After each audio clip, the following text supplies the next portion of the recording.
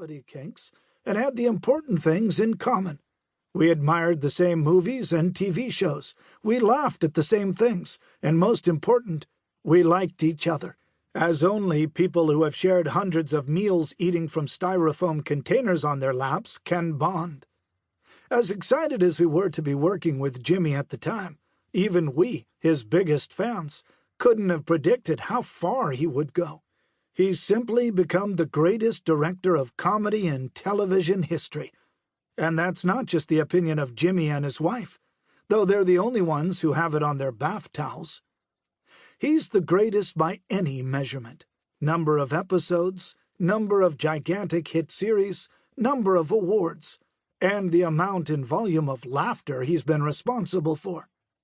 And, amazingly, when he's not working on a series, he's doing pilots for new series. We could write a book ourselves about everything that Jimmy brings to his work. He's smart and incredibly inventive. He's in full control on stage. There's never a doubt who's in charge.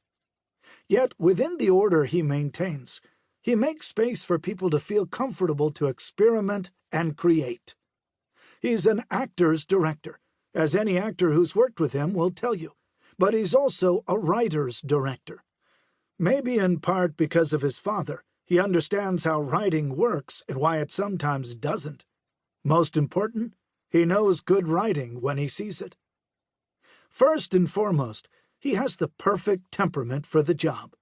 He's particularly well-suited for directing TV, where, as opposed to film and theater, casts and crews can sometimes work together for years, as has been the case for Jimmy several times. The situation requires a special kind of personality, pretty much exactly the one he has. We've never seen him lose his temper, though we have seen him want to. He has no capital E ego. He's supernaturally patient, calm when everyone around him is pounding on panic buttons. And he's a great audience and encourager. People want to do their best for him. They want to make him laugh. And oh yeah, Jimmy's funny. One day, when we were just starting to put Cheers together, the three of us were in our office and were presented with a huge stack of legal documents for our signatures. They were detailed partnership contracts, anticipating every possible contingency and laying out legal procedures to settle any future disputes. We stared glumly at them in silence for a moment. Then Jimmy said, "I'm okay with a handshake." We shook hands and tossed all the paper in the trash.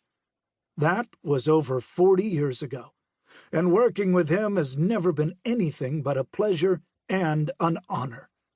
And a hell of a lot of fun. Ready when you are, JB.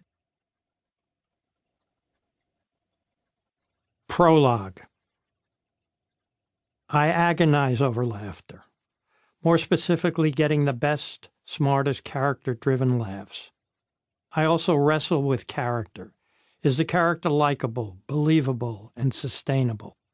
When I direct a television show, I try to reach that sweet spot where the best script meets the best performance and the best chemistry between performers.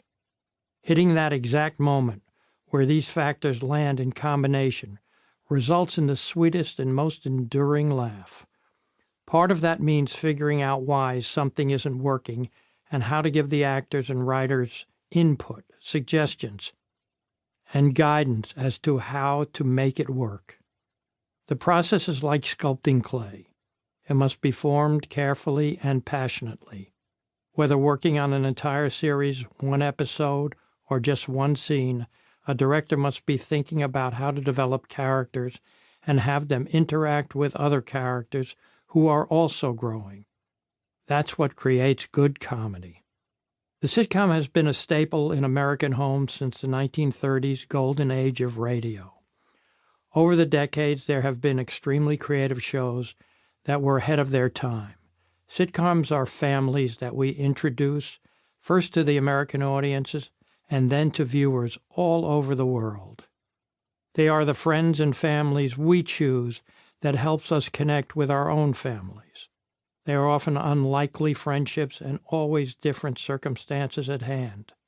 but the shows are invariably about people who fall. To keep listening to this audiobook, I've left you a link in the description so you can do it at no cost thanks to Audible's 30-day free trial.